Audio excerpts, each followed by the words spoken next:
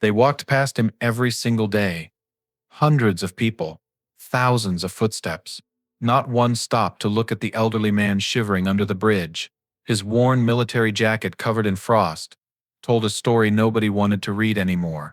Thomas Harrison had fought for his country in the jungles of Vietnam. He had saved lives. He had bled for strangers.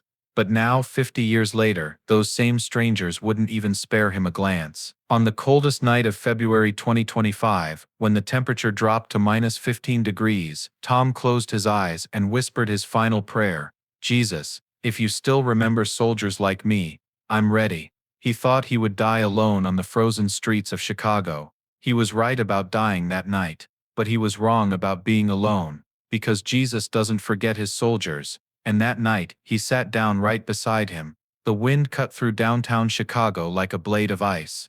February 14, 2025, Valentine's Day. While couples celebrated love in warm restaurants, Thomas Patrick Harrison celebrated surviving another sunrise. At 73 years old, each morning was a miracle. Each night was a battle he might not win. Tom sat with his back pressed against the cold brick wall under the Michigan Avenue Bridge.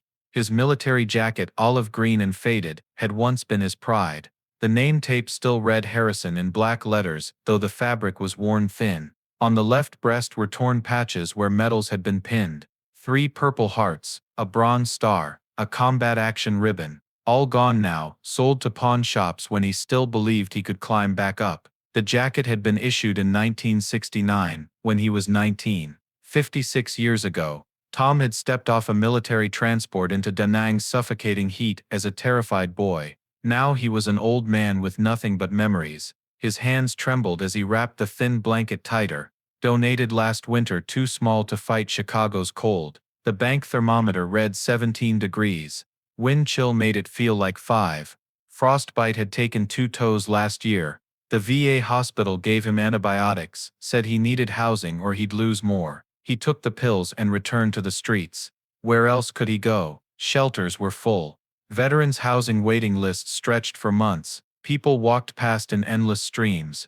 Businessmen in expensive suits, women in designer coats with shopping bags, teenagers taking selfies, tourists photographing the skyline. Not one looked at him. Tom had become invisible. Nobody wants to see poverty. Nobody wants to know that the man on the sidewalk was once someone's son, someone's husband, someone's hero. Easier to pretend he doesn't exist. A young couple passed, laughing at something on a phone. The man's watch cost more than Tom earned all last year. The woman's perfume lingered, sweet and expensive. They didn't see him. Tom closed his eyes and remembered being that young man, walking with Mary Ann on his arm.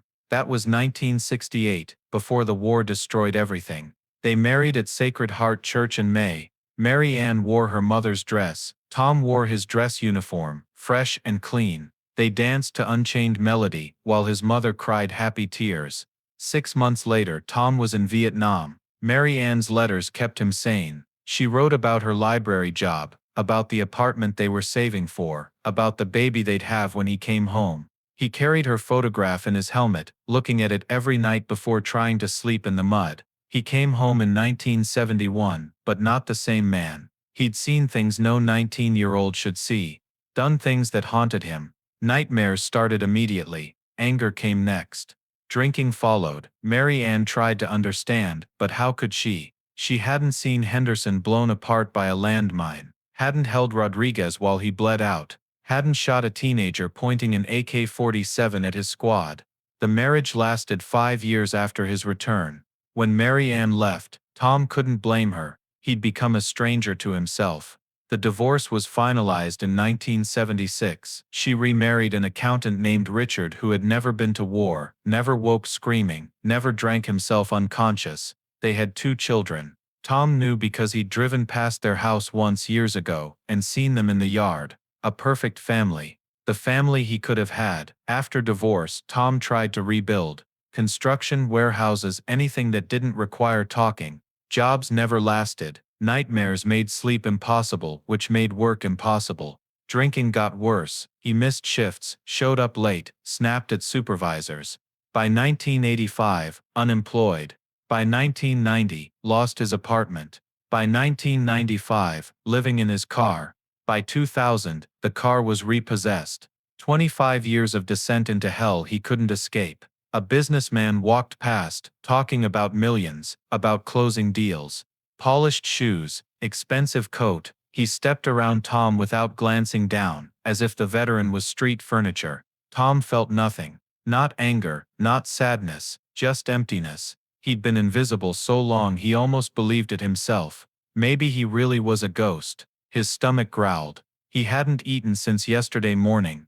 A churchwoman gave him a bologna sandwich and bruised apple. You learned not to be picky when hungry. St. Michael's Church, 3 blocks north. Tom went every Sunday, sitting in back, listening to Father O'Brien talk about grace and God's love. Tom wanted to believe God cared about a broken veteran freezing on streets, but it was hard to believe in love when sleeping under a bridge. Father O'Brien was kind. After Mass he'd shake Tom's hand, ask how he was doing. Tom would lie and say fine. Father O'Brien's sad eyes said he knew but wouldn't push. Sometimes there was soup in the basement. Sometimes donated coats. Tom got his blanket from St. Michael's Self. A police car drove past slowly. Tom tensed. He wasn't doing anything illegal, but cops could find reasons to move you. He'd been arrested twice for sleeping in wrong places. Jail was almost a relief because it was warm with food, but arrests when on your record made jobs harder. The police kept moving. Tom exhaled, breath visible in frigid air. Everything disappeared, eventually. Breath, warmth, hope. A teenage boy passed, earbuds in, scrolling his phone.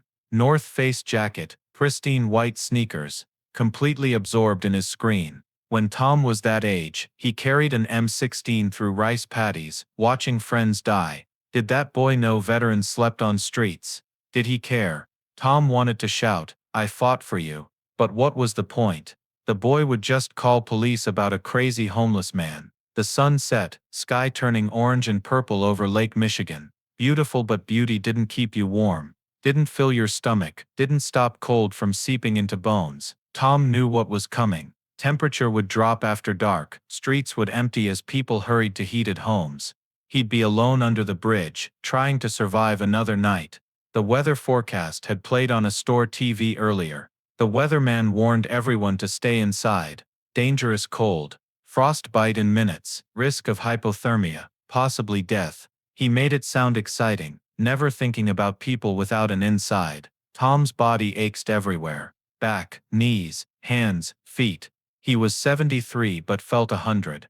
Streets aged you fast. A man last year claimed to be 52 but looked 70. Died in his sleep 3 months later, under an overpass. Nobody seemed surprised. A family passed, parents with bundled children. The little girl, maybe 5, sang about snowflakes. The boy, about 7, carried a heart balloon. Picture of American happiness. They glanced at Tom just long enough for the mother to pull her children closer, steering them away. Tom didn't blame her. He'd do the same. Protect children from poverty's reality. Let them believe the world was fair and bad things only happened to people who deserved it. But the girl looked back. Wide, curious eyes, not frightened like her mother's. Too young to learn that homeless people were invisible. She stared with pure, unfiltered attention. In that moment, Tom felt seen. Then her father turned her head forward. The family disappeared. Tom was invisible again. Darkness fell completely. Street lights flickered on, casting harsh yellow light. Temperature dropped. Tom felt it in his joints, his chest, his fingers going numb. The cold was no longer uncomfortable. It was deadly. He needed to move, find somewhere warmer, but his body wouldn't cooperate. Standing required energy he didn't have. Walking required strength that had abandoned him. All he could do was sit against the wall, wrapped in his useless blanket, waiting. A memory surfaced. Da Nang, 1970. Monsoon season. Tom's squad pinned down 6 hours in a flooded trench. Rodriguez hit in the shoulder. Henderson screaming for a medic. Tom, barely 20, so scared he couldn't stop shaking, but also felt alive in a way he never would again. Every sense heightened. Life and death in seconds. He'd survived that day. Survived dozens more just as bad. Survived firefights, ambushes, booby traps. 2 years in hell. 3 Purple Hearts to prove it. Now 55 years later, he'd die on Chicago streets. Killed not by enemy bullets, but by American indifference. Tom closed his eyes, thinking of Mary Ann, probably in some suburb with a garden, probably had grandchildren now, probably hadn't thought about Tom in decades. He didn't resent her. She deserved happiness.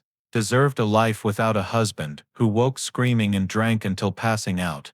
Wind hit like a physical blow. Tom gasped. Cold was inside him now. In his lungs, blood, bones, hypothermia. He recognized the signs from military training. Uncontrollable shivering, confusion, strange warmth that was actually his body's last defense failing. He was dying. He knew it with absolute certainty. Not with a bang but a whimper. Not on a battlefield but a sidewalk. Not surrounded by brothers, but completely alone. Tom's lips moved.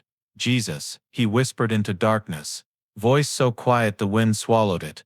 Jesus, if you still remember soldiers like me, I'm ready. Not much of a prayer. Father O'Brien would say Tom should ask forgiveness, repent, beg mercy. But Tom was too tired. If Jesus was real, he already knew everything Tom had done. The men killed in Vietnam, the destroyed marriage, decades of drinking and rage. He knew it all. If Jesus still wanted to remember Tom, count him among souls worth saving, Tom would be grateful. But if not, at least it would finally be over. The cold was getting worse. Or maybe Tom was getting used to it, thoughts getting foggy, disconnected. He remembered something about not falling asleep in cold, about how sleep meant never waking. He tried forcing eyes open, but they were so heavy. Just for a minute, he told himself. Close them 1 minute, then open again. His eyes closed. City sounds faded. Wind traffic sirens became muted and distant, like underwater. Tom's breathing slowed. Shivering stopped. Pain began to ease. Maybe this was what dying felt like. He thought about Mary Ann one last time. Saw her face on their wedding day, young and beautiful. Saw her smile that made him feel like the luckiest man alive. I'm sorry, he whispered. I'm sorry I wasn't the man you needed. Darkness was complete. Tom couldn't tell if his eyes were open or closed, couldn't feel his hands or feet, couldn't remember why he should keep fighting. And just as Tom's consciousness began slipping away, just as life's last threads started to fray, something impossible happened. The brutal wind howling through Chicago streets suddenly stopped. Not gradually, but instantly. One moment, cutting through everything, the next moment gone. Temperature stabilized. Air changed, became somehow warmer, charged with energy. Tom's fading mind couldn't comprehend, but his soul recognized immediately. Someone was approaching. Tom heard footsteps on frozen sidewalk, slow and deliberate. Not hurried clicking of businessmen. Not uncertain shuffle of other homeless people. These steps carried weight and purpose, like someone who'd walked a long distance to reach exactly this spot. The footsteps stopped beside him. Tom tried opening his eyes, but his eyelids felt like lead. He managed to lift them slightly. Seeing through narrow slits, a man stood beside him. Through blurred vision, Tom made out simple clothes. The figure was backlit by streetlight, face hard to see, but something about him, standing perfectly still in freezing cold as if temperature didn't affect him. Thomas, the man said, voice cutting through fog with perfect clarity. Not loud, not harsh, gentle, warm like a father speaking to a frightened child, but it carried authority that snapped Tom's consciousness into sharp focus.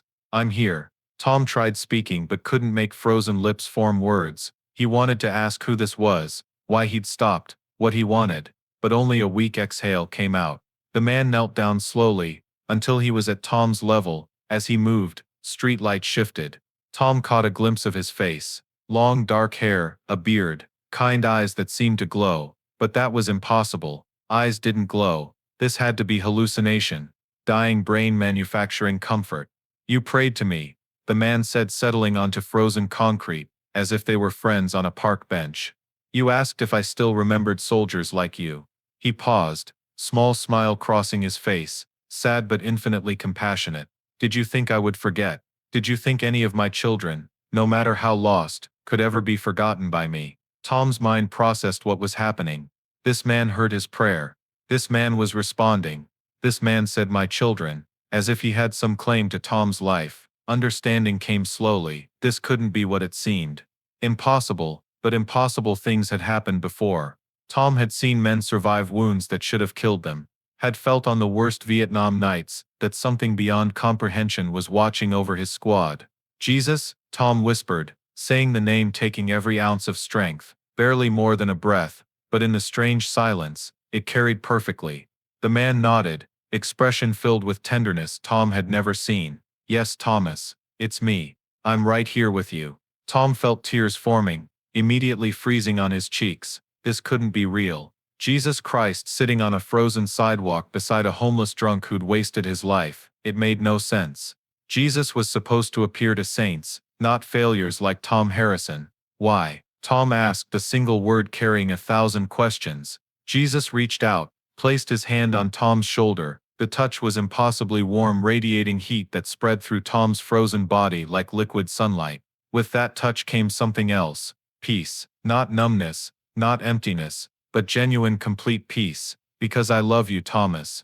Jesus said simply, I have always loved you. From the moment you were born until this exact second, and beyond into eternity, you were never alone. Not in Vietnam, not in the years after, not on these streets, not tonight. I have been walking beside you every single step, even when you couldn't see me. But I failed, Tom said, words coming easier now.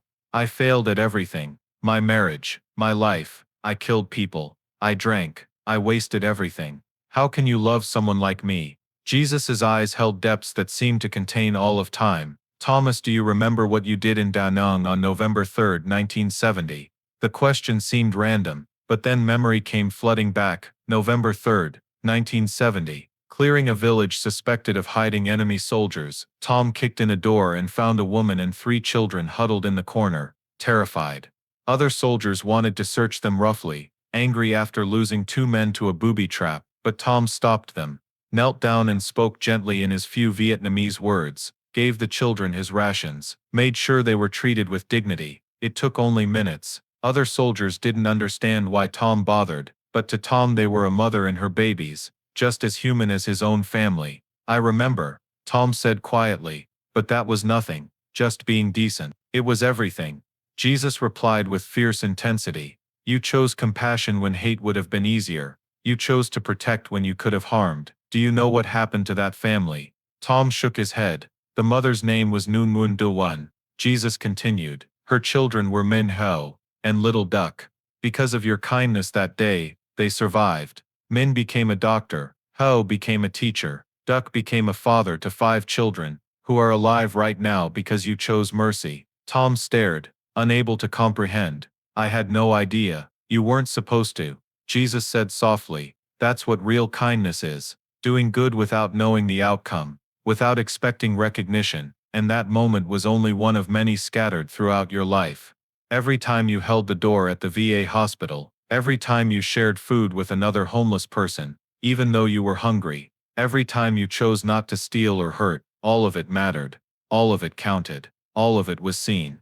But all the bad things, Tom started, are forgiven. Jesus interrupted with authority that resonated in Tom's chest. You asked for my forgiveness. You cried out to me in your pain. Did you think I wouldn't hear? Thomas, I didn't come to save the perfect. I came to save the broken. I came for people exactly like you. The ones the world gave up on. The ones who think they're beyond redemption. The ones dying alone on frozen streets because society failed them. I don't deserve this, Tom whispered. Jesus smiled with such warmth. None of my children deserve what I give them. That's the point. Love isn't earned. Forgiveness isn't bought. Grace isn't deserved. They're given freely, because that's who I am. I am love itself, and I've been loving you your entire life, waiting for this moment when you'd finally let me show you. Tom's tears flowed freely, hot against frozen cheeks. 73 years of pain, guilt, self-hatred poured out in great heaving sobs. He cried for the boy before Vietnam, for the soldier he became, for the man he could have been, for Mary Ann and lost love, for all the wasted years. Jesus pulled Tom close,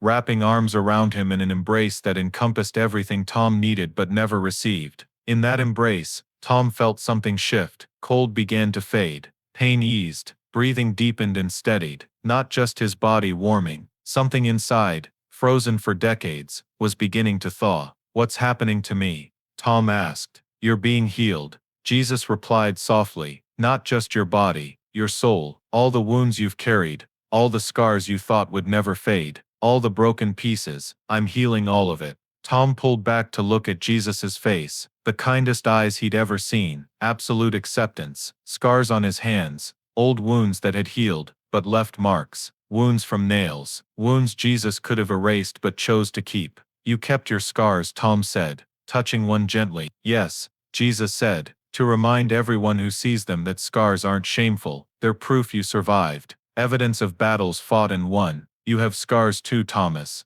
on your body and in your heart. They don't diminish you. They show you endured things that would have destroyed lesser men. Your scars are beautiful to me. Tom looked at his own hands, gnarled from hard living, his arms, covered in old scars from war and new scars from streets, his broken body. He'd spent so long seeing himself as worthless, but looking through Jesus's eyes, he began to see something different. Not a failure, but a survivor. Not waste, but a warrior who'd fought longer and harder than should have been possible. Am I dying? Tom asked. Jesus was quiet, expression thoughtful and sad. Your body is very weak. The cold has done its damage. But dying isn't the end you think it is. It's not an ending at all. It's a beginning. I'm afraid, Tom admitted. I know, Jesus said gently, but you don't need to be. I'm here. I'm not going to leave you. When the time comes to take your last breath in this world, I'll be right here holding your hand. When you open your eyes on the other side, I'll still be here. You're not going into death alone, Thomas. You're going home, and I'm going with you. Tom felt strange peace settling over him. Fear gripping his heart loosened its hold. If this was death, if this was the end of Thomas Patrick Harrison's long, difficult journey, it wasn't the terrible thing he'd imagined. Not if Jesus was here, not if he wasn't alone. The cold no longer hurt. The pain that had been constant was gone. Tom felt lighter somehow, as if a weight he'd carried his whole life was finally lifting. He looked up at the night sky, stars visible despite the city lights. Beautiful. Everything looked beautiful now. Thank you, Tom whispered, for coming, for remembering me, for not letting me die alone. Jesus smiled. I've been with you your whole life, Thomas. Every single moment. I'm not going to stop now. And there, under a bridge in Chicago, wrapped in the arms of perfect love, Thomas Patrick Harrison took his last breath in this world. Not in fear, not in pain, not alone, but in peace, knowing he was finally going home. The moment Thomas Patrick Harrison's heart stopped beating, something extraordinary happened that defied every law of physics and human understanding. His eyes, which had been barely open and clouded with the fog of approaching death, suddenly snapped wide open with perfect clarity. The cold that had been killing him vanished completely, replaced by a warmth so profound and comforting that it felt like being wrapped in summer sunlight after a lifetime of winter. And strangest of all, Tom could see himself. He was still sitting under the bridge, back against the brick wall, wrapped in that thin donated blanket, but he was also standing beside Jesus, looking down at his own body with a mixture of shock and wonder. The body that remained on the ground looked small and frail, older than Tom had ever really allowed himself to acknowledge. The face was weathered and lined, beard gray and scraggly, skin marked by years of harsh exposure, but there was peace on that face now. A slight smile even, something that hadn't been there in decades. Is that me? Tom asked, and his voice sounded different, younger somehow, stronger. When he looked down at himself at this new form he occupied, he was astonished. His hands were no longer gnarled and scarred. His body no longer ached. He felt 20 years old again, maybe younger, full of energy and life that he'd forgotten existed. That was your body, Jesus said gently, still standing beside him, the vessel that carried you through this life. But you, Thomas, you are so much more than that body. What you're experiencing now is what you truly are. Your soul, freed from physical pain and limitation. Tom stared at his former body with complicated emotions. That shell had carried him through Vietnam, through decades of suffering, through the long fall into homelessness. It had been beaten and broken and worn down, but it had kept going until the very end. Should I feel sad? He asked. You can feel whatever you need to feel, Jesus replied. There's no wrong way to process this moment.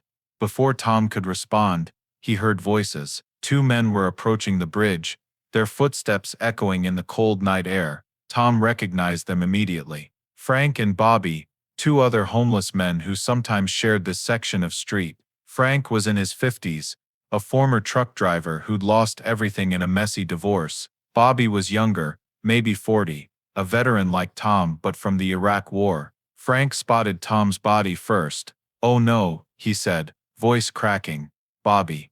Look, it's Tom." Bobby rushed over, kneeling beside the body. He put his fingers to Tom's neck, checking for a pulse even though the stillness made it obvious there wouldn't be one. "He's gone," Bobby said quietly. "Damn it. The cold got him." Frank pulled out an old cell phone, the kind with actual buttons. "I'm calling 911, maybe they can still do something." "Frank, he's been gone for a bit," Bobby said, but his voice was gentle. "Look at him. He's at peace, finally." Tom watched this scene with strange detachment. Part of him wanted to reach out, to tell them he was okay, that he wasn't really gone, but he couldn't. They couldn't see him now, couldn't hear him. He was on a different plane of existence entirely. "They cared about you," Jesus said softly. "Even in a world that taught people to look away, there were those who saw you, who knew your name, who will mourn your passing." Frank was on the phone now, talking to emergency dispatch with a voice that kept breaking. "Yes, there's a man under the Michigan Avenue Bridge. He's deceased. I think hypothermia. His name is Tom Harrison, Thomas Harrison. He's a veteran. Vietnam. Please send someone." Bobby removed his own jacket and laid it over Tom's body with reverence, like covering a flag over a coffin. "Rest easy, brother," he whispered. "You fought long enough. You can rest now." Tom felt tears forming in his eyes, but they were different from the tears he cried in life. These weren't tears of pain or sadness or regret. They were tears of profound gratitude. These two men, who had so little themselves, were showing him dignity in death that society had denied him in life. "Thank you," Tom said to them even though they couldn't hear. "Thank you for seeing me." Within minutes, sirens approached, an ambulance arrived, then a police car. Paramedics rushed over but quickly confirmed what Frank and Bobby already knew. One of the police officers, a young man probably in his late 20s, looked down at Tom's body with genuine sadness. "Another veteran," he said to his partner. "That's the third one this month. This city should be ashamed." His partner, older and more jaded, just shrugged. "World's a cold place, kid. You'll learn that soon enough." But the young officer knelt down beside Tom's body, and Tom saw him whisper a prayer. "Thank you for your service, sir. I'm sorry we failed you. I'm sorry this is how it ended." Tom felt Jesus's hand on his shoulder. "Are you ready to leave this place?" Tom looked around at the scene one more time, the bridge that had been his home for 3 years, the city he'd once loved, and that had forgotten him. Frank and Bobby standing to the side, talking to the police, making sure Tom's death would be documented properly. The young officer who cared when he didn't have to. "I'm ready," Tom said. The moment he spoke those words, the scene began to change. The bridge, the ambulance, the people, all of it started to fade like a photograph left too long in the sun. Colors washed out, sounds grew distant, until everything dissolved into pure white light that didn't hurt to look at but somehow contained every color that had ever existed. When the light cleared, Tom found himself standing on a road, not a modern paved road, but an ancient path made of smooth stones that seemed to glow with their own internal light. The sky above was neither day nor night, but something in between, a perpetual golden hour where everything was bathed in warm, perfect illumination. And stretching out before him, the road led to a city in the distance, a city that seemed to be made of light itself, with towers and walls that sparkled like diamonds. "Where are we?" Tom asked, though part of him already knew. "The path home," Jesus said. "The journey every soul takes when their time on earth is complete. Come, walk with me." They began walking together along the glowing path. Tom noticed that with each step, he felt lighter, freer, as if weights he didn't even know he'd been carrying were falling away one by one. The anger he'd harbored for decades, gone. The shame about his failures, dissolved. The guilt about the men he'd killed in war, lifted. All of it was being stripped away, leaving only the core of who he truly was beneath all that pain. "Is this heaven?" Tom asked. "Not yet," Jesus replied. "Think of this as the threshold, the place where souls prepare to enter into fullness of eternal life. There are things you need to see first, Thomas. Things you need to understand about your life, before you can fully embrace what comes next. As they walked, Tom noticed other figures on the path. Some walked alone, others in groups. Some moved with purpose and joy, others hesitantly, as if unsure of where they were going. Tom recognized a few faces. There was Mrs. Henderson, his second-grade teacher who had died when Tom was in his 30s. There was Sergeant Rodriguez, his squad leader in Vietnam, who Tom had watched die in 1970. Rodriguez, Tom called out, but the figure didn't turn, kept walking toward that distant city of light. He completed his journey long ago, Jesus explained. What you're seeing is more like an echo, a memory of his passage. Time works differently here. Past, present, and future exist simultaneously. They continued walking, and Jesus began to speak. Your life was harder than most, Thomas.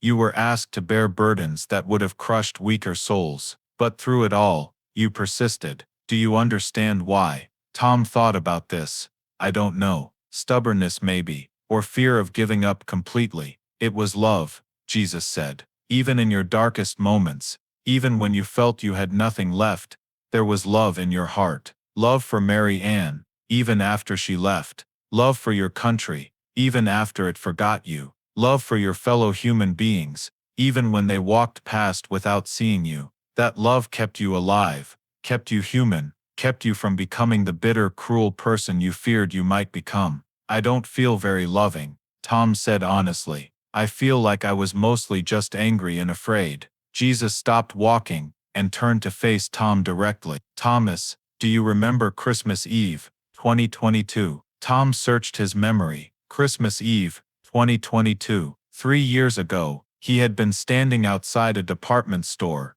trying to stay warm in the exhaust vent, when he saw a young mother struggling with her children. She had dropped her shopping bags, toys spilling everywhere, her 2 kids crying, snow falling hard. Everyone else walked past her too busy with their own holiday preparations to help. But Tom had helped, had gotten down on his knees in the wet snow and gathered up the scattered toys, had made the little girl laugh with a silly face, had told the mother that she was doing a good job, that her kids were lucky to have her. She had tried to give him money, but Tom had refused, just told her to have a Merry Christmas. I remember, Tom said quietly, but that was nothing special. That woman's name was Jennifer Martinez, Jesus said. She was a single mother working 2 jobs, struggling to give her children a good Christmas. She was on the verge of breaking down completely that night, feeling like a failure, like she couldn't do it anymore. Your kindness, those few minutes you spent helping her, reminded her that there was still goodness in the world.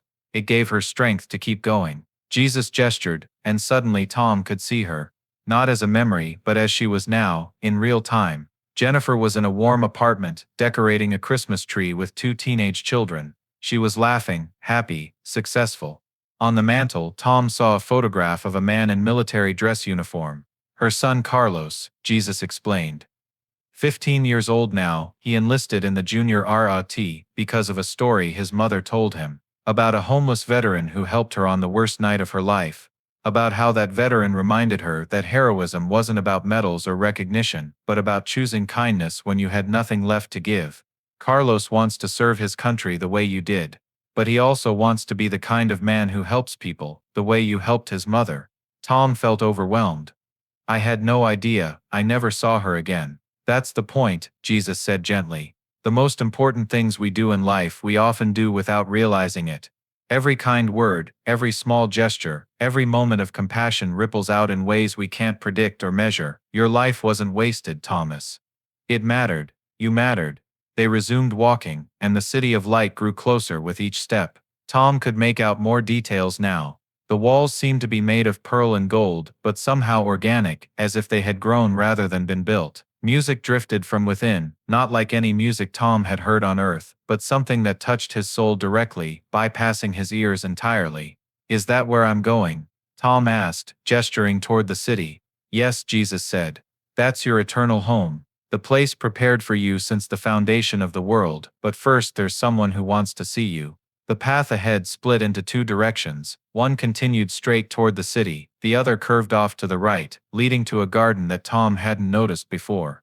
It was lush and green, filled with flowers of every color, trees heavy with fruit, streams that flowed with water so clear it seemed to glow. and standing at the entrance to this garden, waiting, was a woman. Tom's heart stopped, or would have if he still had a physical heart. Mary Ann. She looked exactly as she had on their wedding day. Young and beautiful, wearing a white dress that seemed to be made of light itself.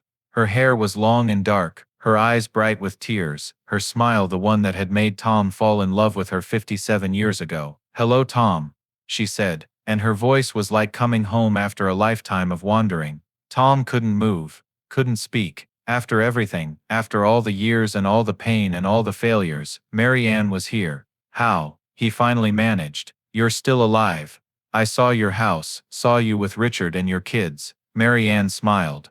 "Time is different here, remember? I lived a full life after our divorce. I had children, grandchildren. I grew old. I died peacefully in my sleep at 86 years old, surrounded by family. That happened 5 years after you died, but here, in this place, 5 years feels like 5 minutes. Did you hate me?" Tom asked, the question that had haunted him for decades, finally finding voice. "After everything I put you through, did you hate me?" Mary Ann walked toward him, reached out and took his hands in hers. "I never hated you, Tom. I was angry, yes, frustrated, sad, but I never hated you. I understood, more than you realized, what the war had done to you. I saw the boy I married struggling inside the damaged man who came home. I tried to help, but I was too young, too unprepared. I didn't have the tools to save you from your demons." "I'm sorry," Tom said, tears flowing freely now. "I'm so sorry for failing you, for not being the husband you deserved, for throwing away what we had." "You didn't fail me," Mary Ann said firmly. "The war failed you. The system that sent you to fight then abandoned you, failed you. The country that didn't know how to care for its veterans, failed you. But you, Tom, you never stopped being the good man I married. You just got lost for a while in pain too great for any person to bear alone." "Did you forgive me?" Tom asked. "The moment I understood what forgiveness truly meant," Mary Ann replied, "which took me years of my own healing. But yes, Tom, I forgave you completely, and more than that, I want you to know that I never stopped loving you. I loved Richard too, in a different way, and I had a good life with him. But you were my first love, my true love, and that never died, even when our marriage did." Tom pulled her into an embrace, holding her as if she might disappear. "I never stopped loving you either. I thought about you every day, wondered if you were happy, hoped that you'd found peace." "I did," Mary Ann whispered. "And now you have too. We have eternity to make up for the time we lost." Jesus, who had been standing back to give them privacy, now spoke gently. "Mary Ann has been preparing a place for you, Thomas, in the garden, where she waited for your arrival. If you'd like, you can stay here with her a while before entering the city. There's no rush. Eternity is patient." Tom looked at Mary Ann, then at Jesus, then back at Mary Ann. "I don't understand. I failed at everything in life. I was homeless. I died alone on a frozen street. How can I possibly deserve this? Deserve her? Deserve heaven?" Jesus stepped forward and placed a hand on each of their shoulders. "Thomas, this is what you've never understood. Heaven isn't a reward for perfect behavior. It isn't earned through good deeds, or deserved through righteous living. Heaven is a gift, freely given, to those who accept it. You called out to me in your darkest moment. You asked if I remembered you. That was enough. That was always enough. But all the things I did wrong are forgiven and forgotten." Jesus interrupted. "The moment you took your last breath on earth, every sin you ever committed was washed away completely. The drinking, the anger, the mistakes, all of it, gone. What remains is your essence, Thomas. The brave 19-year-old who went to war, the compassionate soldier who protected a Vietnamese mother and her children, the kind man who helped a struggling mother on Christmas Eve. That's who you truly are. That's who you've always been beneath the pain." Mary Ann squeezed Tom's hand. "I have so much to show you. The garden we'll tend together, the home we'll build, the eternity we'll share. But first there's something you need to see." She led him deeper into the garden, Jesus walking behind them. They came to a clearing where a massive tree grew, its branches heavy with fruit that glowed like small suns. Beneath the tree was a stone bench, and sitting on that bench was a young man in military uniform. He stood when he saw them approaching, and Tom recognized him immediately. "Rodriguez," Tom breathed. Sergeant Miguel Rodriguez looked exactly as Tom remembered him from 1960. 23 years old, strong and capable, with kind eyes and a smile that had kept the squad's morale up even in the worst situations. He was the man who had died in Tom's arms in that flooded trench, bleeding from a wound Tom couldn't stop. "Hello, Harrison," Rodriguez said with a smile. "Been waiting a long time to thank you." "Thank me?" Tom was confused. "For what? I couldn't save you. You died because I failed." Rodriguez shook his head. "You didn't fail. You held me while I passed. You told me I was going home. You prayed over me even though you barely knew any prayers. You made sure I didn't die alone and afraid in that hell. Do you know what that meant to me? What it still means?" Tom had carried the guilt of Rodriguez's death for 55 years, had added it to the mountain of failures that defined his life. But looking at Rodriguez now, seeing him whole and happy and at peace, Tom realized something. Rodriguez didn't need saving. His death hadn't been a failure. It had been a transition, just like Tom's own death, from one form of existence to another. "I'm sorry I couldn't keep you alive," Tom said. "I'm grateful you helped me die with dignity," Rodriguez replied. "That matters more than you know. But I also wanted to tell you something else. Your life, Tom. The way you lived after the war, it mattered. It inspired people." Rodriguez gestured, and suddenly they were looking at a scene from Earth, a VA hospital, modern day. A young veteran, maybe 25, was sitting in a therapy group, talking about his struggles with PTSD and homelessness. "I met this old guy on the streets," the young veteran was saying. "Tom, Vietnam vet. He'd been through hell, worse than anything I'd experienced, and he was still fighting, still getting up every day. Still trying. He told me that survival was its own kind of victory, that as long as you kept breathing, you hadn't lost." Those words saved my life. The scene shifted to show the same young veteran, years later, healthy and stable, talking to another struggling veteran, passing on the wisdom Tom had shared, and that veteran passed it on to another, and another, a chain of hope extending through time, all beginning with words Tom had spoken without even remembering he'd said them. "See?" Rodriguez said. "Your life wasn't wasted. You were a teacher, Tom. You taught people how to endure, how to survive, how to find meaning even in suffering. That's a legacy worth more than any medal." Tom was crying again, but these were different tears, not tears of pain or regret, or even relief. These were tears of wonder, of gratitude, of finally understanding that his life had meant something after all. "There are so many others who want to see you," Jesus said. "Henderson, Thompson, all the men from your squad who went before you, your parents, who passed while you were homeless and couldn't attend their funerals, your third-grade teacher, Mr. Walsh, who first noticed you had a gift for helping others, all of them waiting in the city, preparing to welcome you home. But first I wanted you to understand something." Jesus led them back to the main path, and the city of light loomed large before them now. Up close, it was even more magnificent than from a distance. The gates were open wide, and Tom could see people inside, thousands upon thousands of them, all radiating joy and peace. "This is where you belong, Thomas," Jesus said. "This is what you were created for, not the pain of earth, not the suffering of war, not the indignity of homelessness. This eternal peace in the presence of perfect love. You've come through the fire, and now it's time to receive your reward." "I still don't feel like I deserve it," Tom admitted. Jesus smiled. "That's because you're humble, which is one of the reasons you do deserve it. But Thomas, let me tell you something important. Everyone in that city, every soul who has ever entered these gates, feels the same way. No one believes they're good enough, worthy enough, righteous enough, and they're right. No one is. But that's why grace exists, to give us what we don't deserve, to love us not because we've earned it, but simply because we are loved." Mary Ann took Tom's other hand. "Come on, let's go home." And together, hand in hand with the woman he'd loved his entire life, guided by Jesus Christ himself, Thomas Patrick Harrison walked through the gates of heaven. As he crossed the threshold, he heard music swelling, voices raised in celebration. Not just any voices, but thousands of them, welcoming him home. And for the first time in 55 years, since before Vietnam had shattered his innocence, Tom Harrison felt completely and utterly safe. The last thing he thought before stepping into perfect peace was this: it had all been worth it. Every moment of pain, every year of struggle, every night on the frozen streets, all of it had led him here, to this moment, to this place. And he was finally home.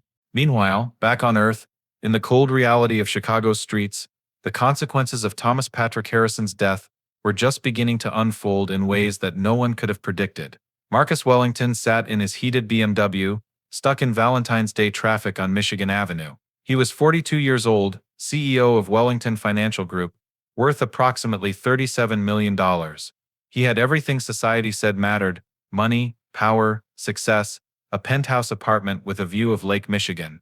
But tonight, like every night, he felt empty in ways he couldn't explain to his therapist, his wife, or himself. His phone buzzed.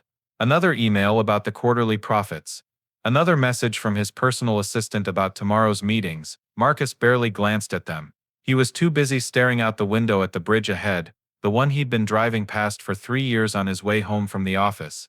The bridge where that homeless man always sat. Marcus had noticed him years ago. How could he not?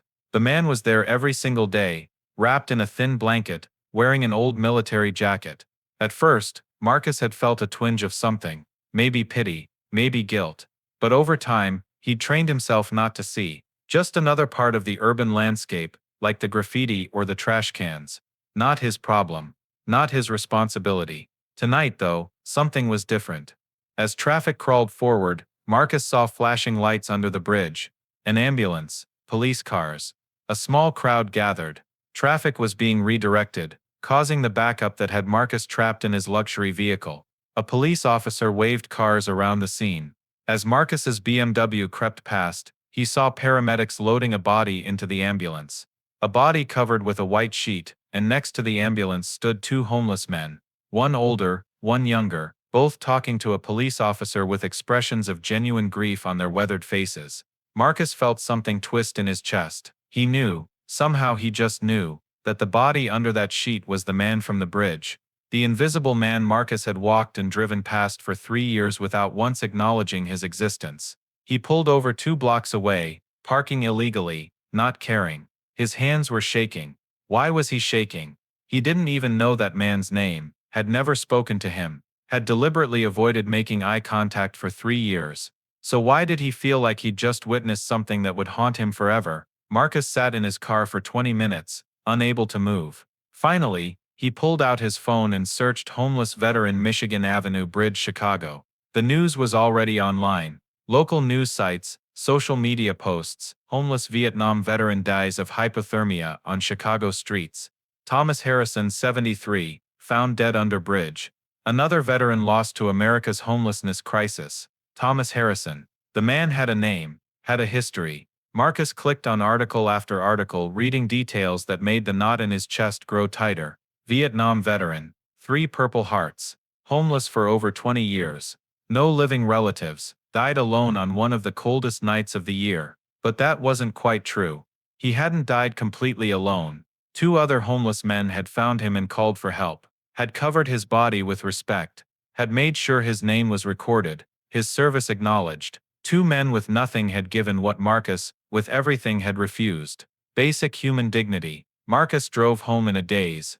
His wife, Catherine, was waiting with dinner reservations at an expensive restaurant. "You're late," she said, kissing his cheek. "We need to leave in 15 minutes or we'll lose our table." "I need to tell you something," Marcus said, and his voice sounded strange even to himself. He told her about the homeless man, about the years of walking past him, about the body under the sheet. Catherine listened with growing concern, not because of the story, but because she'd never seen her husband like this. Marcus Wellington didn't get emotional about strangers. That's not who he was, except maybe it was who he had been. Once before the money and the power and the careful construction of a persona that felt nothing for anyone outside his immediate circle. "It's sad," Catherine said carefully when he finished. "But Marcus, you can't take responsibility for every homeless person in Chicago. You donate to charities. You pay your taxes. You've done your part." "Have I?" Marcus asked. "I walked past that man hundreds of times. Hundreds, and I never once stopped. Never once asked his name. Never once offered help. What kind of person does that make me?" Catherine didn't have an answer. Marcus didn't go to the restaurant that night. Instead, he went to his home office and started researching veteran homelessness statistics. Support services in Chicago. Why the system failed so catastrophically. The more he read, the more horrified he became. There were thousands of veterans on the streets, thousands of Thomas Harrisons, invisible to people like Marcus who had the power to help but chose not to see. The next morning, instead of going to his office, Marcus drove back to Michigan Avenue. The bridge looked different in daylight. He could see where Tom had sat, a slight discoloration on the concrete where his blanket had been. Someone had left flowers there. A handwritten sign read, "Tom Harrison, Vietnam veteran. You deserved better. Rest in peace, brother." Marcus knelt down and touched the concrete, still cold from the night before. This was where a man had died. A man who had served his country, who had fought in a war, who had come home broken and been abandoned by the very society he'd bled for. And Marcus had walked past him for 3 years without caring. "I'm sorry," Marcus whispered to the empty space. "I'm so sorry," a voice behind him said. "You knew Tom." Marcus turned to see one of the homeless men from last night. The younger one, maybe 40 years old, wearing a military jacket similar to Tom's. His name tag read Runnerwes. "No," Marcus admitted. "I never knew him. I saw him almost every day for 3 years, but I never stopped. Never spoke to him. I'm ashamed of that now." Reynolds studied Marcus with eyes that had seen too much. "You're not alone. Thousands of people walked past Tom. Maybe tens of thousands. Almost none of them stopped. That's not really your fault. That's just how society works now. We're all trained to look away." "That doesn't make it right," Marcus said. "No," Reynolds agreed. "It doesn't." They stood there in silence for a moment. Finally Marcus asked, "What was he like, Tom?" Reynolds smiled slightly. "He was tough. Vietnam did a number on him, gave him nightmares he couldn't shake. But he was kind too, shared his food even when he didn't have enough. Looked out for the younger guys on the street, guys like me who hadn't learned how to survive yet. He told me once that surviving was its own kind of victory, that as long as you kept getting up, you hadn't lost." Marcus felt tears stinging his eyes, which shocked him. He couldn't remember the last time he'd cried. "I want to do something to make up for walking past him. Is there a funeral? Can I help with expenses?" Reynolds shook his head. "County's handling it. Potter's Field burial probably. No family to claim him. But if you really want to help, help the guys who are still here, the ones still fighting, the ones Tom would have wanted you to see." "How?" Marcus asked. Reynolds gestured around them. "Look. Actually look. The invisible people are everywhere once you start seeing them, and seeing them is the first step to helping them." That conversation changed Marcus Wellington's life. He started small, bought coffee and food for the homeless people he encountered, learned their names, heard their stories, discovered that behind every person on the street was a tragedy, a series of circumstances that could have happened to anyone. Job loss, medical bankruptcy, mental illness, addiction, domestic violence, bad luck compounded by a system with no safety net. But Marcus didn't stop at small gestures. He used his wealth and influence to make real change. He lobbied the city council for increased funding for homeless services. He donated millions to veteran support organizations. He converted one of his company's unused office buildings into transitional housing for homeless veterans, a place where they could get off the streets, receive medical care, access job training, rebuild their lives. He named it Harrison House, in memory of Thomas Patrick Harrison. The story of Marcus's transformation spread. Local news picked it up, then national news. Millionaire CEO has epiphany after homeless veteran's death. One man's guilt transforms into citywide movement. Other business leaders, shamed by Marcus's example, began their own initiatives. Politicians who had ignored the homelessness crisis suddenly found themselves under pressure to act. But the real impact wasn't in the headlines. It was in the individual lives that changed. Bobby Reynolds, the veteran who had spoken to Marcus at the bridge, was one of the first residents of Harrison House. He got clean, received treatment for his PTSD, completed a welding certification program. Within a year, he had a job, an apartment, a chance at a normal life. He never forgot that it was Tom's death that had sparked the chain of events leading to his salvation. Frank Morrison, the other homeless man who had found Tom's body and called 911, also came to Harrison House. He reconnected with his adult children, who he'd lost contact with during his years on the street. He became a counselor at the facility, using his experience to help other men navigate the path from homelessness to stability. He often told the new residents about Tom Harrison, about a man who never gave up even when he had every reason to, about how one person's life could matter even after it ended. 6 months after Tom's death, Harrison House held a memorial service. Over 200 people attended. Veterans, social workers, politicians, formerly homeless individuals whose lives had been changed by the ripple effects of Tom's story. Even Mary Ann's children came. Tom's stepchildren who barely remembered him, but wanted to honor the man their mother had once loved. Marcus Wellington stood at the podium and spoke with a voice that trembled with emotion. I never knew Thomas Harrison. To my eternal shame, I walked past him hundreds of times and never once acknowledged his humanity, but his death taught me something I should have learned long ago. Every person matters. Every life has value. Every soul deserves dignity. Tom Harrison served his country with honor, then was abandoned by that country in his greatest time of need. We failed him. I failed him, but we can honor his memory by ensuring that no other veteran, no other human being, suffers the same fate. After Marcus spoke, Father O'Brien from St. Michael's Church stood to share his memories.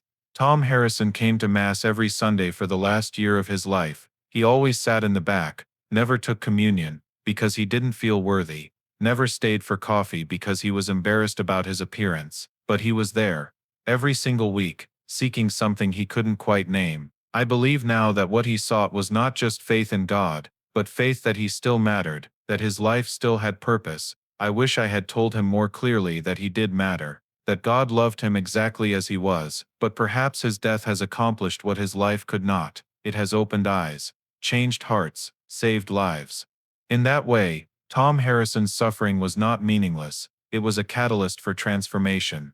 The final speaker was unexpected. Jennifer Martinez, the young mother Tom had helped on Christmas Eve 2022, stood nervously at the podium with her teenage son Carlos beside her. I didn't know his name until I read about him in the news, she said, voice thick with emotion. I just knew him as the kind homeless man who helped me on the worst night of my life. I was struggling, drowning in stress and poverty, and the feeling that I was failing my children. And this man, who had every reason to be bitter and angry at the world, stopped to help me, made my daughter laugh, told me I was doing a good job. That one moment of kindness gave me strength to keep going. My son Carlos is here because he wants to join the military someday, wants to serve like Mr. Harrison did, wants to be the kind of man who helps people even when he has nothing. That's Tom Harrison's real legacy, not his suffering, but the kindness he showed despite that suffering. As Jennifer spoke, something extraordinary happened that no one at the memorial could see. In the realm beyond, where Tom Harrison now existed in perfect peace, he was watching. Jesus had shown him this gathering, this outpouring of love and respect for a life he had thought was wasted. Do you see now? Jesus asked gently. Do you understand what your life meant? Tom watched Marcus Wellington cry as he spoke about failing a man he'd never known, watched Bobby Reynolds stand tall and clean, living proof that redemption was possible, watched Jennifer's son Carlos pledge to serve with honor, watched hundreds of people united in determination that Tom's death would not be in vain. I had no idea,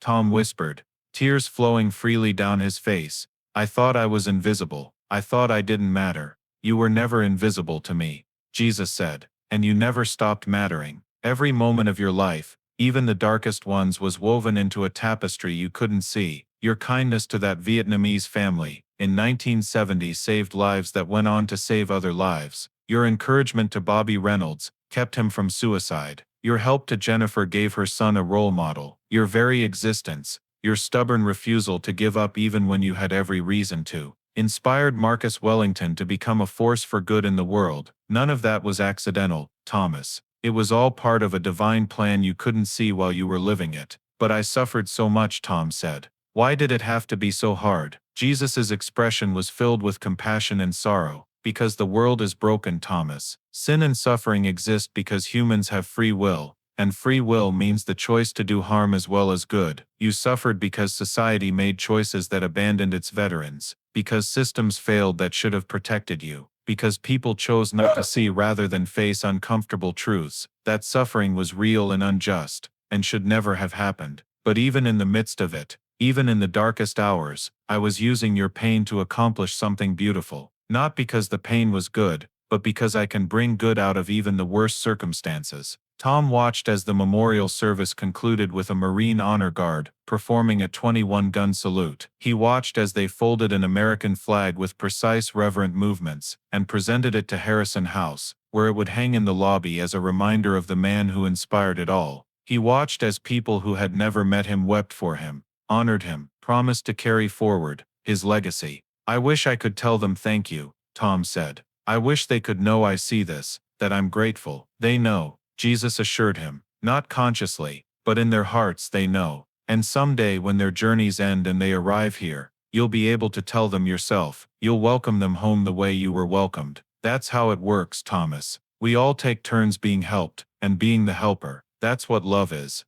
Tom turned away from the vision of earth and looked back at the city of light where he now dwelt. Mary Ann was waiting for him in their garden, along with Rodriguez and Henderson and all the others who had gone before. His parents were there too, ready to embrace the son they'd worried about for so many years, ready to tell him they were proud of him, that they understood, that all was forgiven and forgotten. "Can I go to them now?" Tom asked. "Yes," Jesus said with a smile. "Your work on earth is complete. The seeds you planted are growing. The lives you touched are blossoming. You've earned your rest, Thomas Patrick Harrison. Go, be with those you love, be at peace, and know that your name will be remembered on earth for generations to come, not as a failure or a homeless man, but as a hero who inspired change." As Tom walked back toward the garden, toward Mary Ann's waiting arms, he looked back one last time at Jesus. "Thank you," he said simply, "for not forgetting me, for sitting with me that night, for showing me that my life mattered."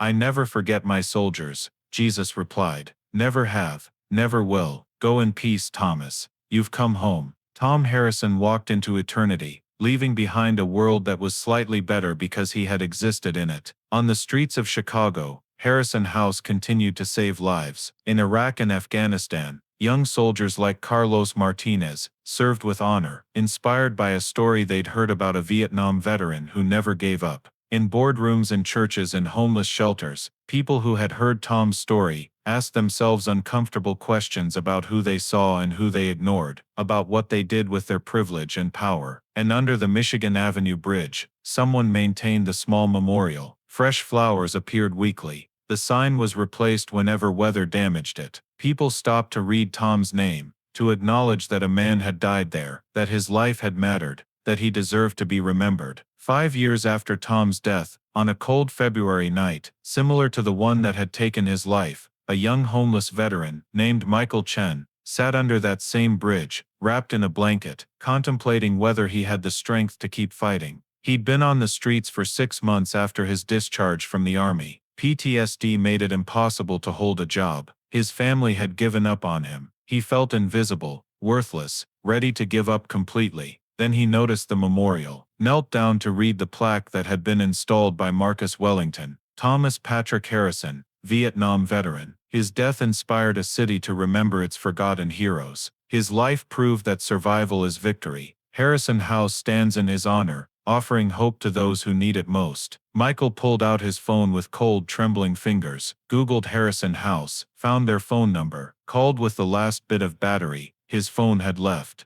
"Harrison House, this is Bobby Reynolds speaking. How can I help you?" "I'm a veteran," Michael said, voice breaking. "I'm homeless. I don't know what to do anymore. I saw the memorial to Tom Harrison, and it said to call this number." "Brother, you just made the best call of your life," Bobby said warmly. "Stay where you are. I'm coming to get you right now. You're not alone anymore." Tom Harrison's story saved my life 5 years ago, and tonight it's going to save yours. Hold on, help is coming. And in heaven, Tom Harrison felt the ripple of another life touched, another soul pulled back from the brink, another victory against the darkness that tried to convince people they didn't matter. He felt it and smiled, understanding finally and completely that his suffering had not been meaningless, that his death had not been the end, that his life had been a thread in a tapestry of grace that stretched across time and space and eternity. "See," Mary Ann said, taking his hand as they watched from their garden. "Your story isn't over. It will never be over. It keeps going, keeps helping, keeps saving lives. That's what real heroism is, Tom. Not the medals or the glory, but the quiet courage of existing, of persisting, of showing kindness when you have nothing left. You did that. And people are still learning from your example." Tom Harrison, formerly homeless veteran, formerly invisible man, now eternal soul at peace in the presence of perfect love, nodded with understanding. He had fought in Vietnam and survived. He had battled demons and addiction, and loss, and survived. He had lived on frozen streets for years, and survived. And even in death, his influence survived, multiplied, transformed. He was a soldier until the end, and like all good soldiers, he had completed his mission. His war was over, his victory was complete, and he was finally, eternally home. The last snowflake of February 2025 fell on the memorial, under the Michigan Avenue Bridge, landing softly on Tom's name before melting away. But the name remained, the story remained, the hope remained, and in that remaining, Thomas Patrick Harrison's life proved what Jesus had known all along. No one is forgotten, no one is invisible. Every life matters, every soul is precious, and love, true love,